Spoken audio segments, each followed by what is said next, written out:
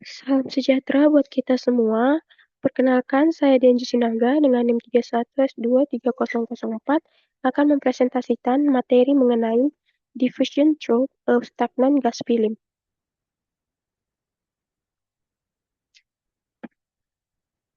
Adapun fenomena yang terjadi di sini yaitu terjadi suatu proses difusi yang kompleks di mana zat A dalam bentuk gas berpindah dan menyebar melalui cat B yang dalam keadaan diam atau stagnan dalam bentuk cair. Selain difusi molekuler yang merupakan gerakan acak partikel dari daerah konsentrasi tinggi ke rendah, pada kasus ini juga terjadi fenomena konveksi, di mana konveksi adalah perpindahan massa yang disebabkan oleh gerakan fluida secara keseluruhan. Adanya aliran gas di atas permukaan cairan menyebabkan terjadinya gerakan fluida yang membawa partikel-partikel zat A dari permukaan atas menuju permukaan bawah. Kombinasi antara difusi molekuler dan konveksi inilah yang menyebabkan profil konsentrasi zat A menjadi tidak lurus sempurna, melainkan melengkung. Faktor-faktor seperti gradien konsentrasi, koefisien difusi, viskositas fluida, suhu, dan kecepatan aliran gas akan mempengaruhi laju dan pola perpindahan massa ini. Selanjutnya, proses yang terjadi di sini yaitu yang pertama, difusi molekuler, di mana partikel-partikel zat A bergerak secara acak akibat energi kinetikanya. Gerakan acak ini menyebabkan partikel-partikel zat A bertabrakan satu sama lain dan perlahan-lahan menyebar ke seluruh ruangan yang tersedia. Yang selanjutnya, yang kedua ada konveksi. Selain difusi molekuler, pada kasus ini juga terjadi fenomena konveksi, di mana konveksi adalah perpindahan massa yang disebabkan oleh gerakan fluida secara keseluruhan. Pada kasus ini, adanya aliran gas di atas permukaan cairan menyebabkan terjadinya gerakan fluida yang membawa partikel-partikel zat A dari permukaan atas menuju permukaan bawah. Yang ketiga, ada interaksi antara difusi dan konveksi, di mana kombinasi antara difusi molekuler dan konveksi inilah yang menyebabkan profil konsentrasi zat A menjadi tidak lurus sempurna. Konveksi mempercepat proses perpindahan massa, terutama di dekat permukaan batas antara fase gas dan cair. Asumsi yang di sini yaitu yang pertama, tidak ada laju produksi panas. Yang kedua, cairan A menguap ke zat B yang diam.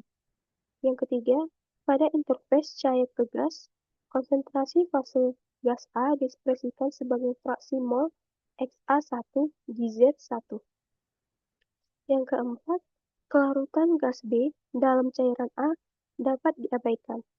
Yang kelima, kecepatan gas di dinding silinder akan lebih kecil dari yang di tengah, sehingga dapat diabaikan. Yang keenam, arah kecepatan gas menuju arah Z. Yang ketujuh, posisi interface Z sama dengan Z1 adalah konstan. Yang kedelapan, distribusi kecepatan akan berhenti saat Z sama dengan Z2.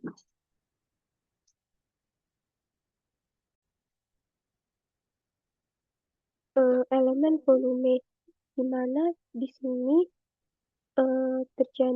terjadi difusi keadaan stabil A melalui stagnan B dengan antarmuka uap cair dipertahankan pada posisi tetap. Nah, grafik di sini menunjukkan bagaimana profil konsentrasi menyimpang dari garis lurus karena kontribusi konvektif terhadap flux massa. Selanjutnya, saya akan menjelaskan gambar di sini. Nah, pada gambar ini terjadi fase gas. Di bagian atas, gambar menunjukkan fase gas yang mengandung campuran zat A dan B. Konsentrasi zat A di permukaan atas ini sama dengan yaitu Z sama dengan Z2 adalah 1 dan 0 yang berarti konsentrasi zat A di sini tuh paling tinggi. Nah, yang selanjutnya ada fase cair. Fase cair pada bagian bawah. Bagian bawah di sini menunjukkan fase cair yang sebagian besar terdiri dari zat B. Nah, bisa kita tengok pada gambar. Konsentrasi zat A di permukaan bawah ini, yaitu Z sama dengan Z1 adalah 0. Terdapat penghalang di sini, batas antara fase gas dan fase cair yang bertindak sebagai penghalang bagi difusi zat A. Nah, profil konsentrasi di sini garis lengkung. Pada gambar menunjukkan bagaimana konsentrasi zat A berubah seiring dengan jarak dari permukaan atas ke permukaan bawah. Konsentrasi zat A menurun di sini pada gambar ini secara bertahap dari permukaan atas menuju permukaan bawah. Flux massa pada panah yang menunjukkan arah perpindahan massa zat A. Arah panah ini menunjukkan bahwa zat A berdifusi dari fase gas menuju fase cair. Selanjutnya, difusi keadaan stabil. Nah, di sini artinya proses perpindahan zat A dari fase gas ke fase cair telah mencapai kondisi setimbang, di mana laju perpindahan zat A dari atas ke bawah sama dengan laju perpindahan zat A dari bawah ke atas. Selanjutnya ada A melalui stagnan B. Zat A bergerak melewati zat B yang tidak bergerak atau stagnan.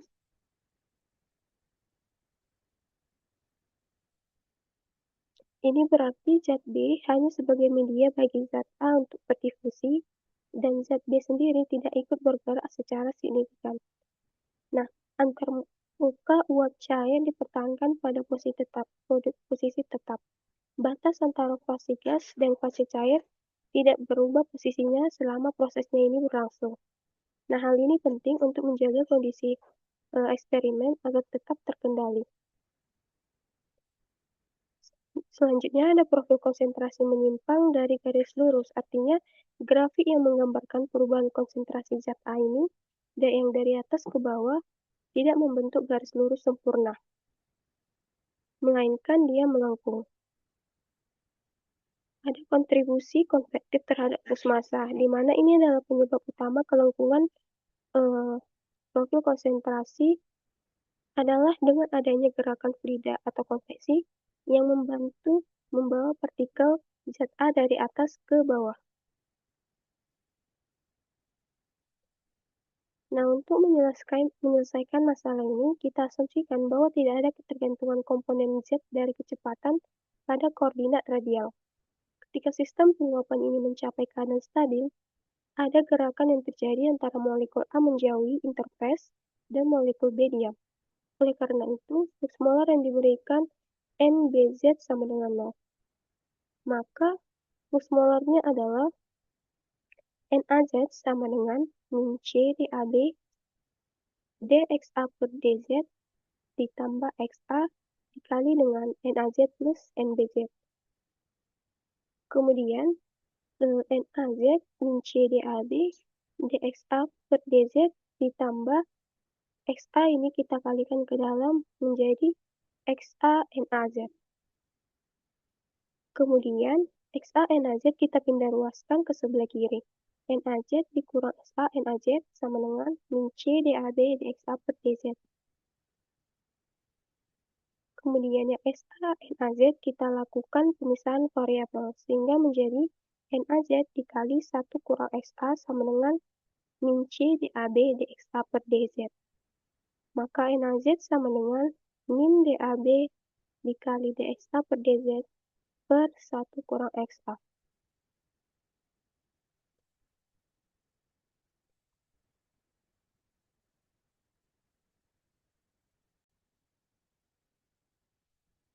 Selanjutnya kita masuk ke bagian sel energi balance dan penurunan rumusnya. Neraca energi pada proses ini yaitu laju alir massa masuk dikurang laju alir massa keluar ditambah laju alir produksi panas sama dengan 0. Kemudian kita integralkan dari hasil yang sebelumnya ini Neraca yang terbentuk di sini, rate mass in sama dengan NA pada saat Z, dan rate mass out-nya yaitu NA pada saat Z plus delta Z. Nah, persamaan itu kita masukkan ke neraca energi ini, maka menjadi integral NAZ pada saat Z dikurang integral NAZ pada saat Z plus delta Z ditambah 0. Kenapa 0? Karena tidak terjadi produksi panas pada proses ini. Selanjutnya, persamaan yang terbentuk di atas ini dibagi dengan NAZ. Maka di sini kita bagikan menjadi NAZ pada saat Z dikurang integral NAZ pada saat Z plus delta Z plus 0 dibagi NAZ sama dengan NAZ pada saat Z plus delta Z dikurang NAZ pada saat Z plus delta Z per delta Z sama dengan 0.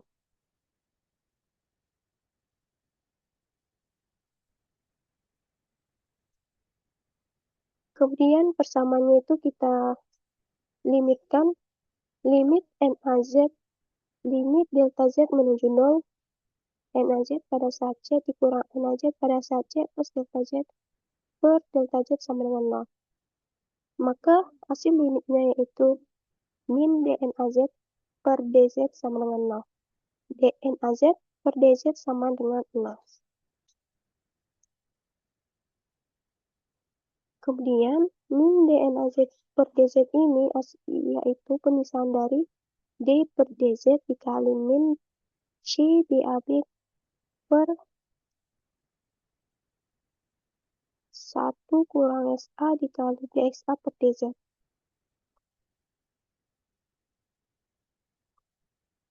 Maka kita dapat persamaan kedua dari penurunan rumus kita. Selanjutnya persamaan ini kita integralkan, di mana integral dNAZ per dZ sama dengan integral 0. Integral dNAZ sama dengan integral 0 dZ. Maka NAZ sama dengan C1.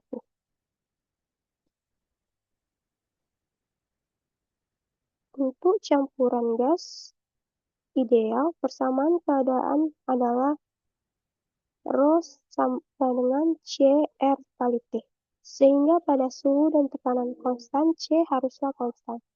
Untuk DAB, hampir tidak bergantung pada komposisi berdiri sendiri. Maka, untuk persamaannya kita turunkan lagi, min C DAB D per DZ dikali 1 kurang 1 per 1 kurang SA dikali DXA per DZ sama dengan 0. D per DZ dikali 1 per 1 kurang SA kali DXA per DZ sama dengan 0. Nah, kemudian kita substitusi persamaan 4 yang kita dapat di atas ini ke persamaan 3 yang sebelumnya yang ini, persamaan 3. Maka D per DZ dikali 1 per 1 kurang SA, DXA per DZ sama dengan C1.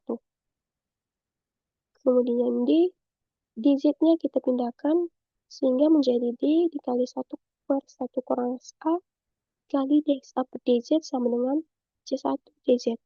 Kemudian kita integralkan kedua ruas, integral D 1 per 1 kurang SA DXA per DZ sama dengan C1 integral DZ. Maka hasil integral untuk ini yang ruas sebelah kiri yaitu min ln 1 kurang SA sama dengan integral dari C1 dz ini yaitu C1 plus C2. Nah, kemudian kita misalkan jika C1 sama dengan min ln K1, maka C2 sama dengan min ln K2. Kemudian kita substitusi yang kita misalkan ini ke persamaan 5 kita ini. Maka min ln 1 kurang SA sama dengan min ln K1Z dikurang ln K2. Min ln 1 kurang XA sama dengan min ln K1 kuadrat kurang ln K2. Maka min ln 1 kurang XA sama dengan min ln K1 kuadrat tambah ln K2. 1 kurang XA sama dengan K1 kuadrat dikali K2. Kondisi batas yang kita gunakan pada penurunan rumus ini yang pertama yaitu Z sama dengan Z1 maka XA sama dengan XA1. Jika Z sama dengan Z2 maka XA sama dengan XA2. Pada kondisi batas yang pertama, Z sama dengan Z1, XA sama dengan X1. Kita substitusi 1 kurang XA sama dengan K1 K1 pangkat Z dikali KZ. 1 kurang XA1 sama dengan K1 21 dikali K2. Maka K2-nya kita pindah ruas menjadi K2 sama dengan 1 kurang XA1 per K1 pangkat Z1. Selanjutnya pada kondisi batas yang kedua tadi, Z sama dengan Z2, XA sama dengan XA2. Kita substitusi juga yaitu menjadi 1 kurang XA2 per K1Z, K1 pangkat Z dikali K2. 1 kurang XA2 sama dengan K1 pangkat Z dikali 1 kurang XA1 per K1Z pangkat 1. Nah, ini tuh dari hasil K2 yang kita dapatkan pada penurunan kondisi batas yang pertama. Kemudian 1 kurang XA2 per, kita pindah ruaskan 1 kurang XA1-nya menjadi 1 kurang XA2 per 1 kurang XA1 sama dengan K1 pangkat Z per K1 pangkat Z1. Sehingga menghasilkan 1 kurang X A2 per 1 kurang X1 A1 sama dengan K1Z kuadrat dikurang Z1. Maka K1 kita dapatkan di sini yaitu 1 kurang XA2 per 1 kurang XA1 pangkat 1 per Z2 dikurang Z1. Kemudian kita substitusi ke persamaan 1 kurang XA sama dengan K1 dikali K2. 1 kurang XA sama dengan K1 yang kita dapat di sini, yang sebelumnya ini kita substitusi ke sini, ini persamaan ini 1 kurang XA2 per 1 kurang XA1 pangkat 1 per Z kuadrat kurang Z2 kurang Z1 pangkat Z. Karena persamaan kita kan 1 kurang XA sama dengan K1 pangkat Z. Kemudian kita kalikan dengan K2, di mana K2 yang kita dapat sebelumnya yaitu ini, pada gambar ini, kita substitusi ke sini. Maka kita hitung lagi, maka 1 kurang SA menjadi 1 kurang SA2 per 1 kurang SA1 pangkat Z per Z2 kurang Z1 dikali 1 kurang SA1 per K1 pangkat Z. Maka kita sederhanakan lagi persamaan yang di atas ini, sehingga dia menghasilkan 1 kurang XA sama dengan 1 kurang XA kurang 2 per 1 kurang XA 1. Dipangkatkan dengan Z per Z2 kurang Z1 dikali dengan 1 kurang XA 1. Kita kali lagi dengan 1 kurang XA 2 per 1 kurang XA 1. Pangkat min Z1 per Z2 dikurang Z1. Maka hasil penyederhanaan dari sini yaitu 1 kurang XA per 1 kurang XA1 sama dengan 1 kurang XA2 per 1 kurang XA1 pangkat Z kurang Z1 per Z2 kurang Z1. Sekian hasil presentasi yang dapat saya sampaikan. Terima kasih.